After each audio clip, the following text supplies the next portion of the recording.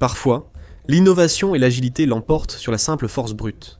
Avant que la Russie n'envahisse l'Ukraine, l'idée que l'Ukraine puisse chasser la marine russe, beaucoup plus grande et apparemment plus puissante, de la mer Noire aurait pu sembler absurde. Et pourtant, dans une large mesure, c'est exactement ce qui s'est passé, presque 4 ans après le début de la guerre. Contrairement aux attentes, l'avantage en mer Noire reste à l'Ukraine, comme c'est le cas depuis quelques semaines après le début de la guerre. Explorons comment l'Ukraine a repoussé la flotte russe de la mer Noire et ce que cela implique pour l'avenir de la guerre navale. L'Ukraine a hérité d'une marine modeste, mais compétente, lors de son indépendance, après la chute de l'Union soviétique, en 1991. Cependant, environ les 3/4 de cette flotte avaient été soit saisis, soit détruits par la Russie lors de son annexion de la Crimée en 2014. L'élite de la marine ukrainienne était basée dans la baie de Donoslav. L'essentiel de la flotte russe de la mer Noire était basé à environ 60 km de là, à la base navale voisine de Sébastopol, comme depuis sa fondation en 1783 par le prince Potemkin. Les Russes ont d'abord bloqué la baie le 3 mars 2014 en stationnant le croiseur lance-missiles amiral de la flotte de la mer Noire, le Moskva, à son entrée. Ensuite, ils ont sabordé le navire anti-sous-marin Ochakov et le navire de sauvetage Shakti pour obstruer l'entrée de la baie, empêchant ainsi les navires ukrainiens de s'échapper vers la haute mer. Les 13 navires ukrainiens piégés ont tenté de sortir au début du blocus, mais étaient en infériorité numérique. Finalement, la Russie les a capturés, démantelant le noyau des forces navales ukrainiennes. Le siège a pris fin le 27 mars avec la capture du dernier navire piégé, le dragueur de Minchakazi. L'Ukraine n'avait plus qu'une frégate en service, et sa flotte était surtout constituée de petits patrouilleurs. Sa principale base navale, ses installations de réparation et la majorité de son personnel avaient aussi été perdues. Les États-Unis et leurs alliés de l'OTAN ont commencé à reconstruire les capacités navales de l'Ukraine dans les années suivantes. L'objectif était de créer une flotte de moustiques, petits navires rapides pour la défense côtière et l'interopérabilité avec l'OTAN. Le porte-avions nucléaire avançait plus ou moins comme prévu, les États-Unis ayant fait don de 2 patrouilleurs de classe Island en 2018, avec 2 autres, et 2 corvettes de classe ADA provenant de Turquie en commande. Puis la Russie a envahi. À l'époque, la flotte de la mer Noire était au moins 75 fois plus grande que celle de l'Ukraine, qui ne possédait ni corvettes, ni sous-marins, ni destroyers, ni porte-avions. Au début de l'invasion, les Russes ont foncé, profitant de leur avantage. Au cours du premier mois de l'invasion, au moins 27 navires de la marine ukrainienne avaient été capturés ou détruits, ainsi que 18 navires des gardes-côtes, surtout lors de la prise de Bediansk et du siège de Mariupol. Les Ukrainiens ont été contraints de saborder leur navire amiral, la frégate F-130 Hetman Sohadakhny, de classe Krivak 3 à Mykolaïv, pour empêcher sa capture par la marine russe. Mais ensuite, la situation a commencé à tourner en faveur de l'Ukraine. Le 14 avril 2022, le navire amiral de la flotte de la mer Noire, le Moskva, a pris feu après avoir été touché par des missiles Neptune ukrainiens. Un incendie majeur s'est déclaré à bord après l'explosion de munitions, et le navire a coulé alors qu'il était remorqué vers le port de Sébastopol.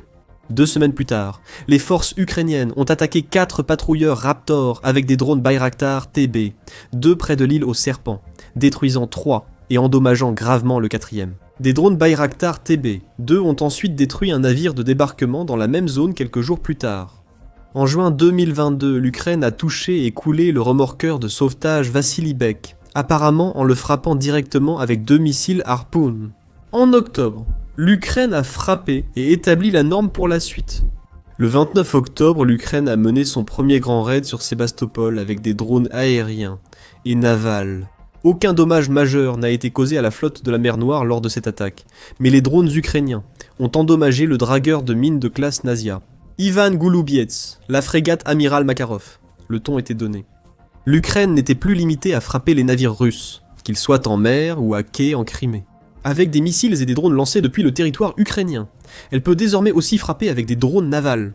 C'est une évolution qui a changé la dynamique en mer Noire, et comme nous allons le voir, la dynamique de la guerre navale en général.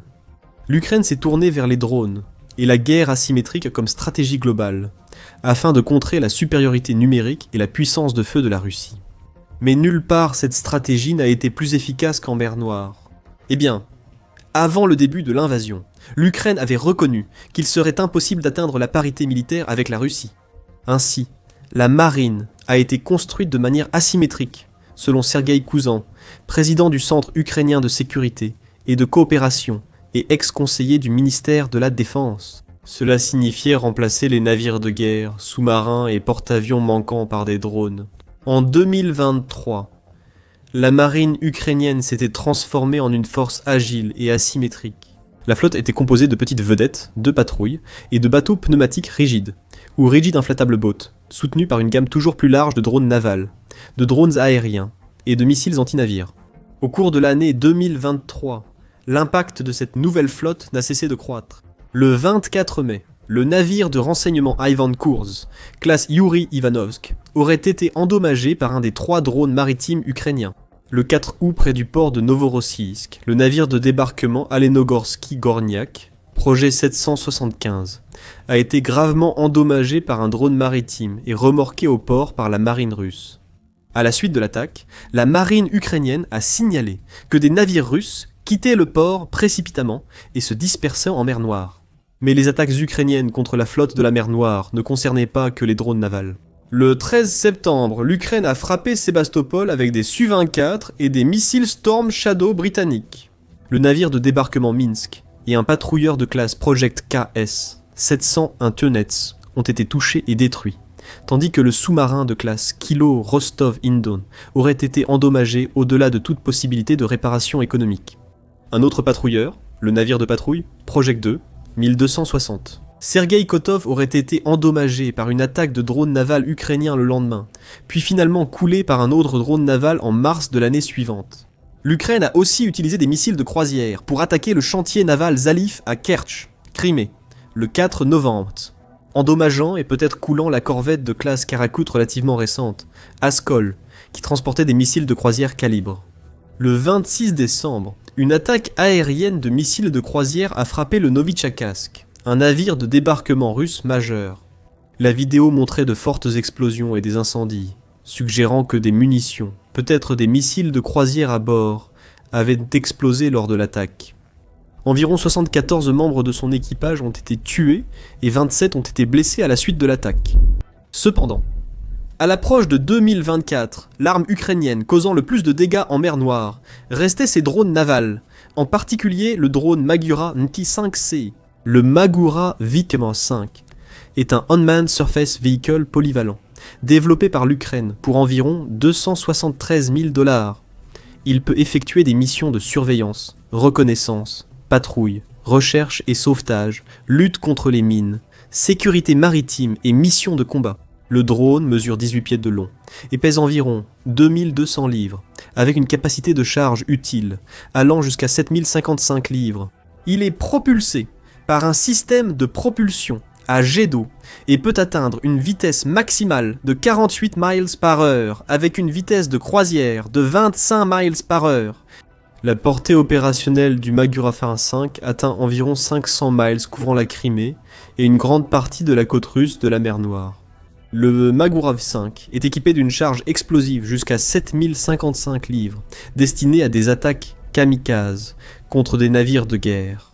Cependant, il aurait aussi été modifié pour emporter des R-73.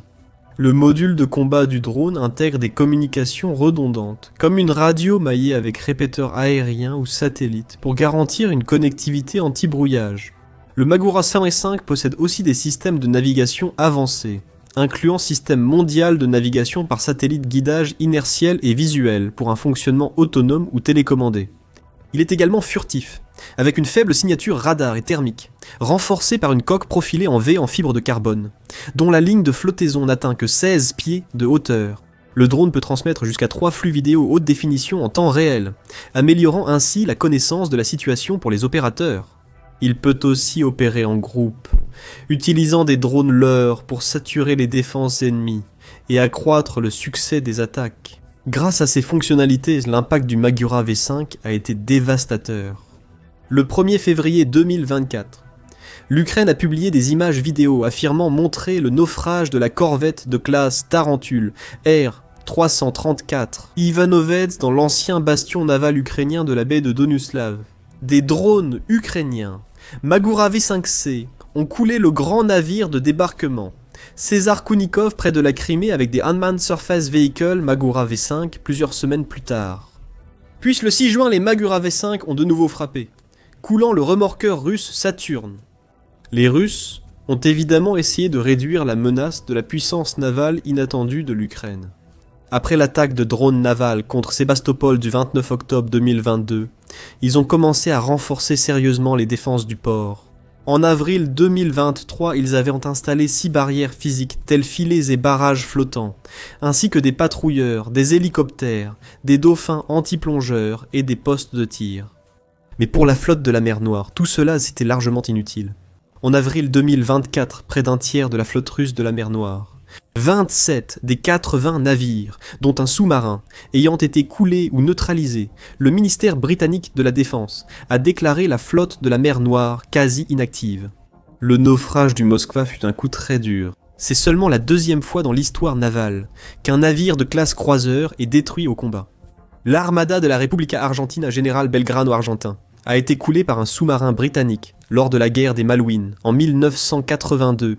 Le MOSKVA était le seul navire de la flotte doté de missiles anti-aériens protégeant toute la formation navale contre une attaque aérienne. Sa perte a rendu la flotte de la mer Noire incapable d'opérer librement dans la partie nord-ouest de la mer Noire. Plus important encore, son naufrage a forcé la Russie à abandonner ses plans de débarquement amphibie près d'Odessa. C'est toujours le statu quo à ce jour. Face à l'intensification des attaques de drones et de missiles ukrainiens, la Russie avait déjà commencé à retirer la flotte de la mer Noire en octobre 2023. Le 15 juillet 2024, le dernier navire de guerre de cette flotte autrefois redoutée a quitté Sébastopol. Certains navires ont été déplacés vers de plus petites bases, ou des baies à l'est de la Crimée ou sur la côte russe de la mer Noire.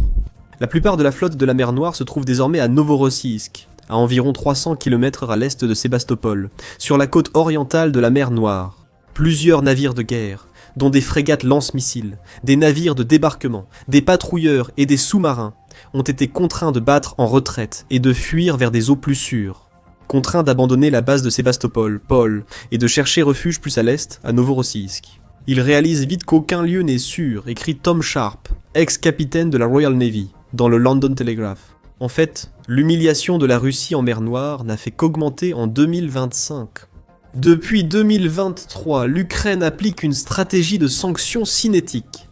L'idée de base est de dégrader la logistique russe, d'étirer ses défenses, et de viser le cœur de l'économie de guerre de la Russie en perturbant toute capacité de raffinage et l'approvisionnement en carburant. L'Ukraine manque peut-être de force et d'équipement pour repousser durablement l'invasion russe, malgré l'optimisme affiché par Donald Trump et d'autres personnalités. Peu de preuves indiquent que l'Ukraine possède la force militaire suffisante pour chasser la Russie de l'est du pays par la seule armée. Si l'Ukraine affaiblissait suffisamment la Russie économiquement et stratégiquement, poursuivre la guerre deviendrait impossible. Elle serait alors mieux placée pour obtenir un accord de paix à la fin de la guerre en sa faveur. L'Ukraine a lancé une campagne contre les raffineries de pétrole, infrastructures énergétiques, sites militaires clés et bases aériennes russes, abritant des bombardiers stratégiques, même au cœur de la Russie.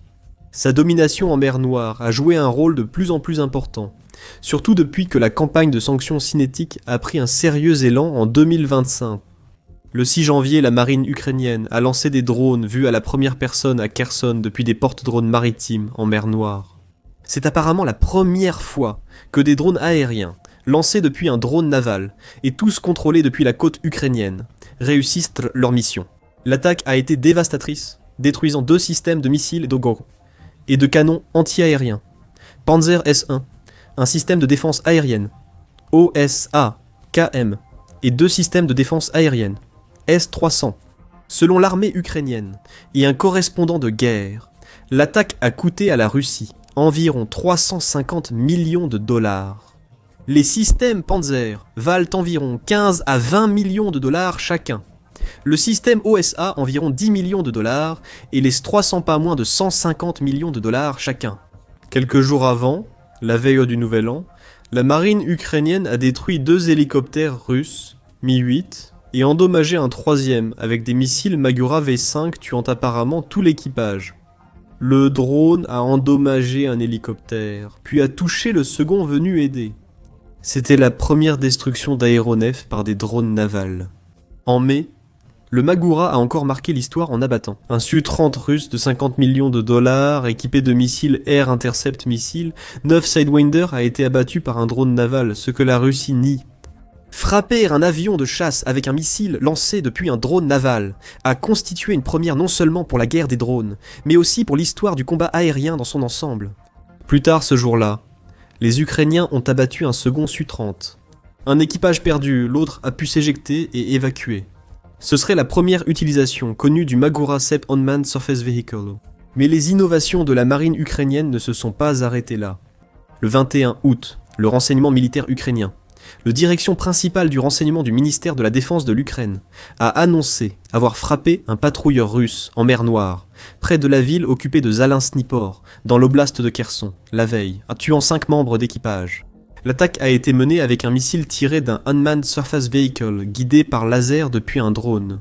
Les drones navals ukrainiens participent de plus en plus directement aux sanctions cinétiques. Le 24 septembre, la direction principale du renseignement du ministère de la Défense de l'Ukraine a frappé les terminaux pétroliers russes de Tuapse et Novorossiysk, les drones navals ayant apparemment paralysé les principales opérations d'exportation sur la côte de la mer Noire.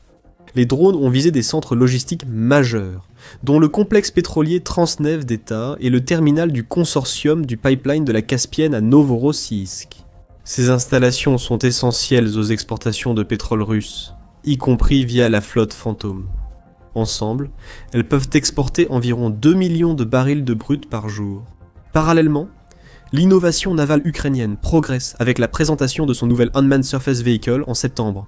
Surnommé Barracuda, ce navire modulaire, adapté aux fleuves et eaux côtières d'Ukraine, peut recevoir divers systèmes d'armes selon la mission, selon la 40e brigade de défense côtière ukrainienne. La plateforme utilise l'intelligence artificielle, ce qui lui permettrait d'être plus autonome, de détecter les menaces, de naviguer des voies d'eau complexes et de réduire la charge des opérateurs. Le Barracuda serait aussi équipé de commandes à distance et de systèmes de suivi modernes, assurant une navigation fiable en toutes conditions, jour et nuit.